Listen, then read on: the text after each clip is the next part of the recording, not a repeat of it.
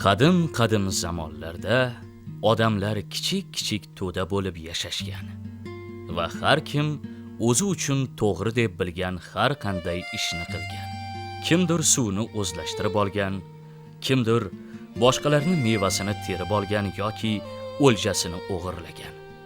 Tartib bo'lmagan va natijada odamlar o'rtasida janjal chiqavergan.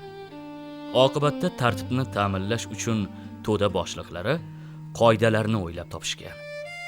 Qoidalar odatda kichik guruh, kichik jamoa yoki bir qishloq uchun amal qilgan va qoidani buzganlik uchun aniq jazo bo'lmagan. Shu sababdan odamlar tartib va intizomga to'la amal qilishmagan. Adolat yo'q joyda nizolar va xavf-xatarlar bo'lishi tabiiy hol edi. Keyinchalik davlat paydo bo'lganidan so'ng qonunlar o'ylab topilgan. Qonunlarga kichik guruhlar emas, butun davlat bo'ysungan. Chunki jazo choralari aniq belgilangan. Shu tariqa avval qoidalar, so'ng qonunlar paydo bo'lgan. Ular bugungacha jamiyatimizdagi tartib va intizomni ta'minlaydi.